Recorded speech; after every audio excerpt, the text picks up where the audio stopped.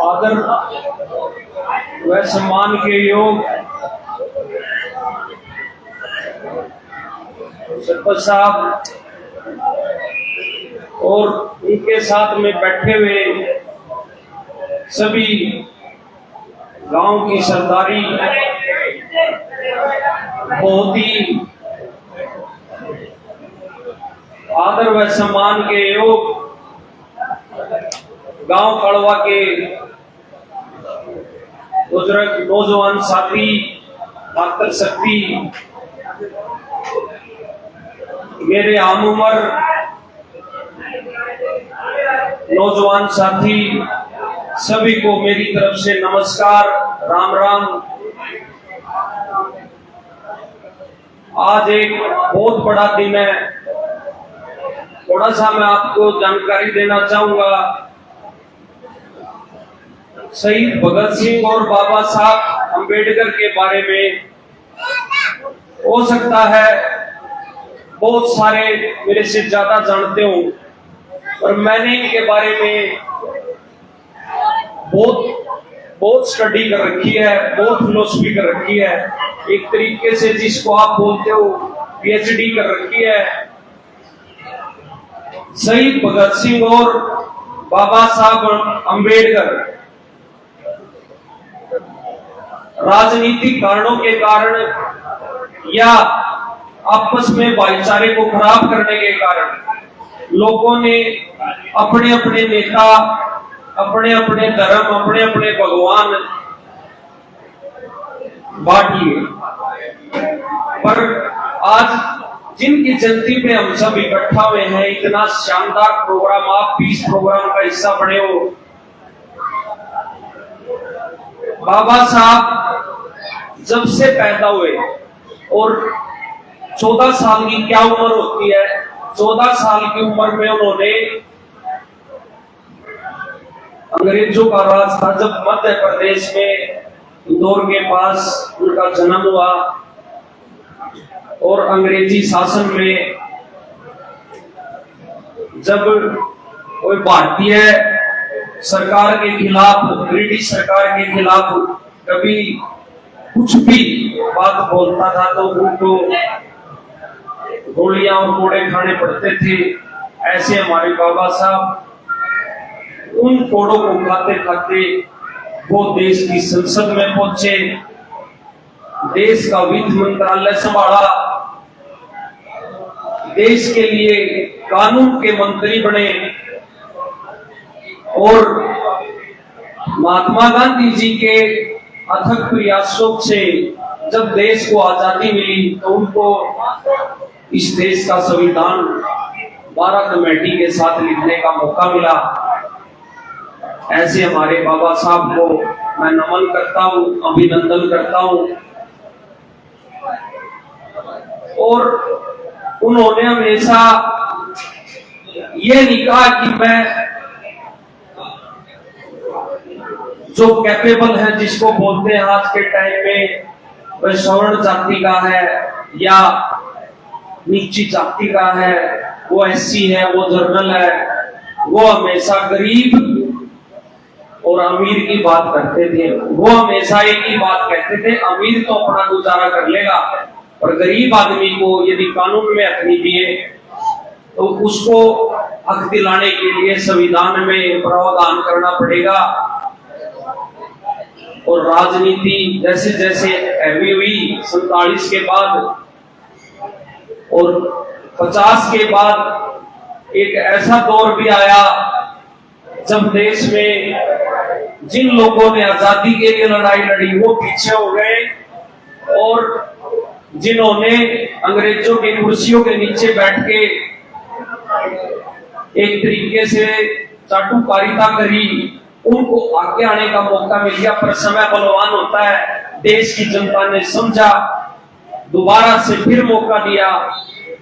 ऐसे हमारे बाबा साहब, और देश में उनके बाद यदि गरीब समाज की किसी ने लड़ाई लड़ी, आप भी सब जानते हो, देश में कोई पॉपुलर नेता हुआ तो वो बहन कुमारी मायावती बनी। पर एक समय होता है एक चीज का, उनका भी समय था, वो चला गया।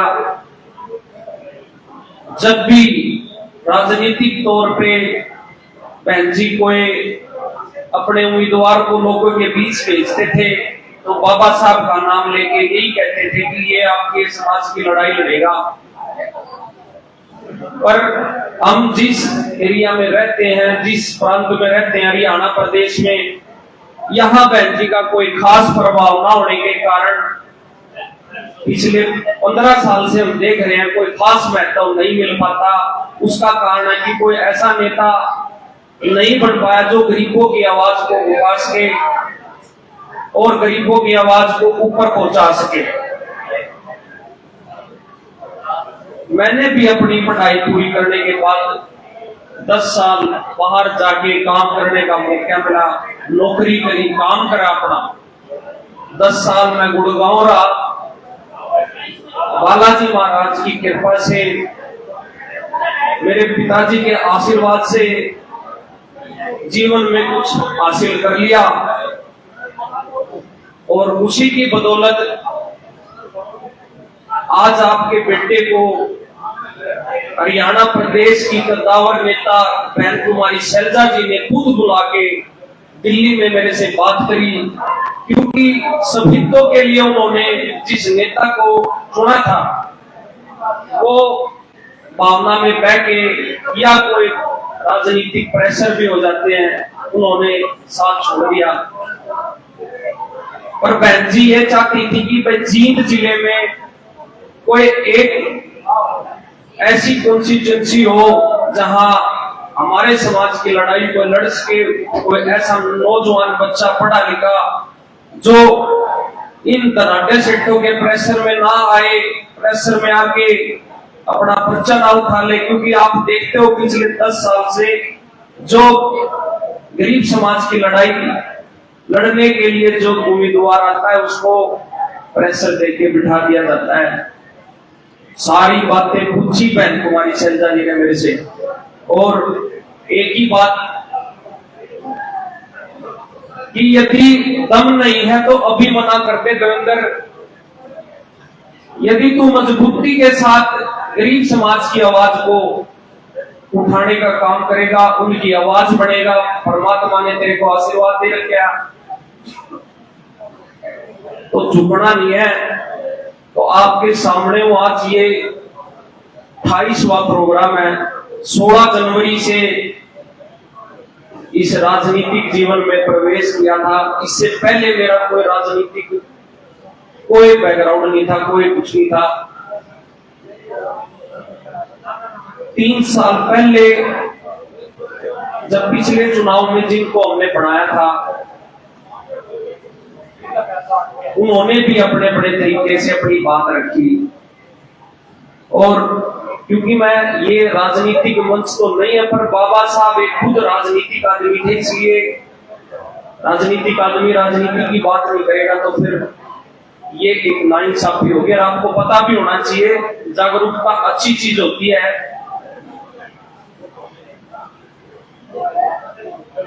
सब अपने तरीके से काम करते हैं, पर हमने अपना लक्ष्य बढ़ाया। यदि हम कोई भी चीज समाज सेवा से रिलेटेड होगी, समाज सेवा के संदर्भ में जो भी चीज आएगी उसको हम अपने सभी तो हल्के में करेंगे, ना कि बाहर करेंगे। जब यहाँ कुछ काम करने की बारी आई तो 2 चीजें जिसको लेकर हमेशा ज्यादा पैसे लगते हैं आप सबके, शिक्षा और स्वास्थ्य। घर में किसी की बीमारी हो जाए, भारी बीमारी में मजबूरी में आपको अस्पताल जाना पड़े, तो सफीदों में आप सब जानते हो अस्पतालों की बहुत कमी है। अस्पताल तो थे पर आपके हिसाब से जो अस्पताल होना चाहिए, लोग हिसार जाते हैं जिंगल में, अगरोहा जाते हैं महाराजा अग्रसेन में, रोहतक जाते हैं पीजीआई में, कानपुर जाते हैं पीजीआई में, दिल्ली जाते हैं एम्स में। आप इसलिए चाहते हो कि नॉर्मल से पैसे में आपका इलाज हो जाए। स्कूल यहाँ प्राइवेट स्कूलों की बात करें तो काफी स्कूल थे यहाँ, सब अपने तरीके से अच्छा काम कर रहे थे, प्राइवेट वाले भी अच्छा काम कर रहे थे। पर हमने भी ये चीज जानी, पूरा इसके बारे में जाना कि भाई आप भारी बीमारी किसी को हो जाए तो आपको आनंद फानन में एम्बुलेंस बनानी पड़ती थी या बसों का सहारा लेना पड़ता था, बाहर जाना पड़ता था एक छोटे से टेस्ट कराने के लिए।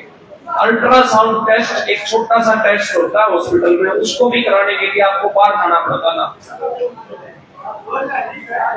सभीतों में जितने भी नुमाइंदे बने सब ने अपने तरीके से काम, मैं किसी का विरोध नहीं करता, ना कभी पर्सनल अटैक्स करता, सब अपने तरीके से काम करते हैं। उनका काम करने का तरीका अलग था। हम जो चीज सोच के आए, जो बहन तुम्हारी संध्या जी ने आशीर्वाद दिया है, हम उसी तरीके से काम कर रहे हैं। क्योंकि जिसके जेब में पैसे हैं वो अपना इलाज नहीं भी करा सकता है, पर असली लड़ाई उसकी है जिसके पास पैसे नहीं है और उसको इलाज के लिए दर पे खबरें खानी पड़ती है, 4-4 दिन की अपॉइंटमेंट करानी पड़ती है, तब जाके बेचारे का मौका आता है। 3 साल पहले सभीतों में अस्पताल बनाया, बालाजी का नाम लेके, बालाजी के नाम को आगे बढ़ा रहे हैं, परमात्मा का नाम लेके सुबह चलते हैं, इधर से शाम को जाते हैं। कोशिश यही रहती है किसी के 2 पैसे बचा पाऊं। मैं आज इतने बड़ी मूर्ति और आप गौरव हो बड़वा गांव की, मैं आपको एक चीज कहना चाहूंगा, ये जो दोनों अस्पताल बना रखे हैं, एक पिल्लू खेड़ा में भी है आपका अस्पताल, एक सभीतों में भी है, मैंने पैसे कमाने के लिए नहीं बना रखी है अस्पताल। जब भी आप ये समझो कि आपको बालाजी अस्पताल की जरूरत है मजबूरी बस, ऐसे तो आप ठीक करो, स्वस्थ रहो। पर जैसे आज ये 5 बड़े बड़े डॉक्टर जिनके लिए आपको 500 रुपए खर्च करने पड़ते थे, वो आपकी गांव की चौपाटों में आके आपका इलाज करा करेंगे। ये 27वां हेल्थ चेकअप कैंप है जो आपके गांव में लगा है। 72 गांव में 27वां आज आपके गांव में लगा है।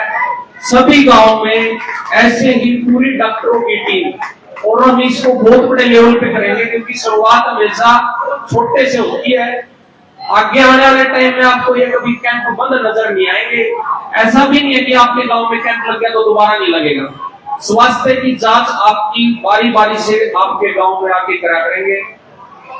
इस दौरान आपको कभी जरूरत पड़ जाए अस्पताल की तो पिल्लू खेड़ा आपसे कुछ ज्यादा दूर नहीं है। पुरान गांव में गया था, 26वां था, वहां सरपंच साहब को बोल के आया था, आपके गांव में आपको लगे किसी की हेल्प करने की जरूरत आपको मेडिकली तौर पे, आज सरपंच साहब को भी बोल के जाऊंगा क्योंकि सरपंच साहब को पता होता है कि कौन किसका विरोध है किसका विरोध नहीं। और एक नशे के प्रति भी हमने बहुत बड़ा अभियान चला रखा है। यदि कोई नौजवान बच्चा और गलत संगत में पड़ गया और वो नशा छोड़ना चाहता है तो एक बार आप अपने सरपंच के पास चले जाना, वो सरपंच साहब मेरे को फोन कर देंगे। मैं ये कह रहा हूं कि वो लड़का अपना मन बना के आए, वो जिंदगी में कभी नशा नहीं करेगा और उसके ज्यादा पैसे भी नहीं लगने दूंगा मैं।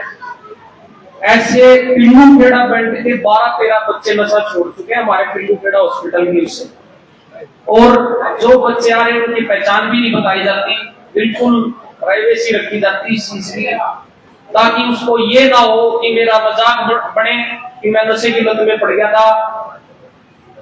तो आपके आसपास कोई भी इस तरह का नौजवान बच्चा जिसके माँ बाप ये सोचते हैं कि मेरा बेटा पढ़ेगा, नौकरी लगेगा और वो नशे में फंस गया, तो आप मेरे से संपर्क कर सकते हैं सरपंच साहब के थ्रू। और सबसे अहम बात, जो जिस चीज का हमने बेड़ा उठाया है, एंथ में तो हम खुद काम कर रहे हैं। हम ना आपको ये कहते आप कानपुर जाओ, ना आपको कहते आप वहां जाओ, आप सभीतों में आओ, पिल्लू खेड़ा में आओ, हेल्थ की आपकी सरकार कुछ भी हेल्प नहीं करेगी। आपके अस्पताल है, आपको आरी बीमारी में परेशान होने की जरूरत नहीं है। बड़े से बड़ा ऑपरेशन, छोटे से छोटा ऑपरेशन, आपका यही सुविधाओं में आ करेगा। राजनीतिक तौर पे मजबूती की जरूरत पड़ी तो वो पड़ी शिक्षा के लिए। जो बाबा साहब कहते हैं कि गरीब को भी बराबर शिक्षा मिले, जो प्राइवेट स्कूलों में अपने बच्चों को पढ़ा सकते हैं वो तो फिर भी पढ़ा सकते हैं। सरकारी स्कूलों को अच्छा करने का जो लक्ष्य हमारी टीम ने रखा है, मैंने रखा है, सरकारी स्कूलों में व्यवस्था अच्छी हो।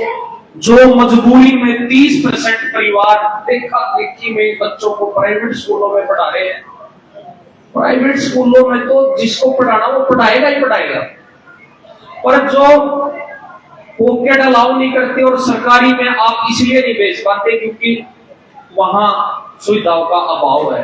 बच्चों को गर्मियों में बैठना पड़ता है, टॉयलेटों की व्यवस्था अच्छी नहीं है। ये 2 बेड़े उठाए हैं, सरकार इसमें सहयोग करे ना करे, हम अपने तरीके से देवा फाउंडेशन के जरिए इस चीज को धीरे धीरे करते जा रहे हैं।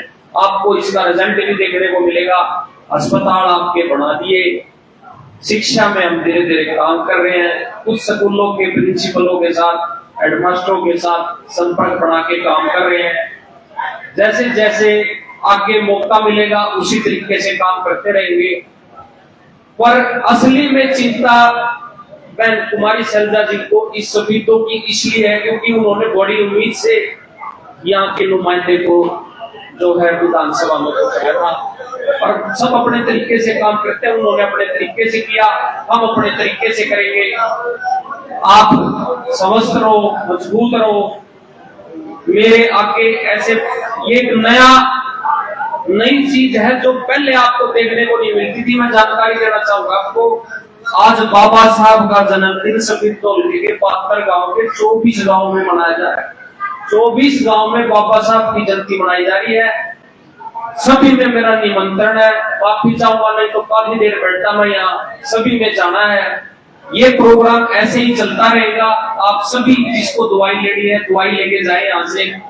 और यहाँ जो दवाई नहीं ले पाए, पिल्लू खेड़ा जामनी रोड पे अस्पताल है, जिस डॉक्टर के बारे में मैं बता रहा हूँ, पंजाब से चल के आया डॉक्टर राजेश, डॉक्टर पूनम हुड्डा है। आप भी मानोगे इस चीज को। मैं तो बारी बारी से हर चीज में कहता हूँ कि डॉक्टर गोयल होते थे पहले यहाँ पे। डॉक्टर गोयल के बाद यदि कोई डॉक्टर गोयल की जगह लेगा तो वो डॉक्टर राजेश लेंगे। बहुत होनहार नौजवान लड़का, गरीब परिवार का, जिसके पास पैसे नहीं होते ओपीडी के, कोई बात नहीं, तू दवाई ले जा, ऐसा स्वभाव हमारे डॉक्टर राजेश, मैडम पूनम हुड्डा और उनकी पूरी टीम जो उनके कहने से 10 मिनट में हॉस्पिटल में पहुंचती है।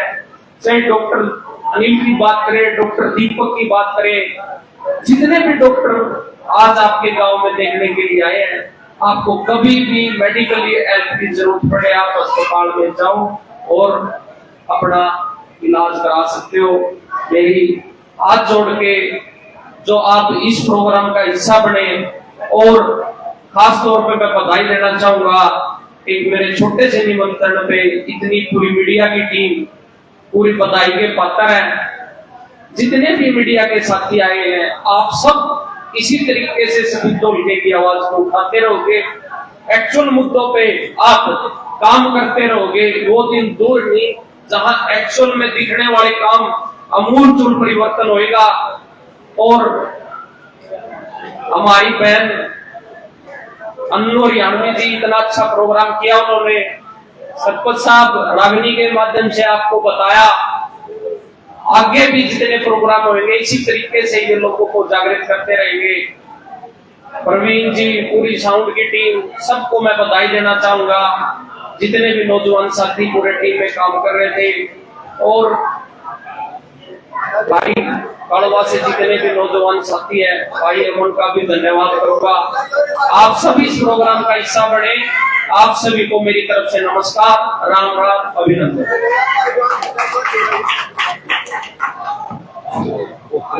पूरा कवर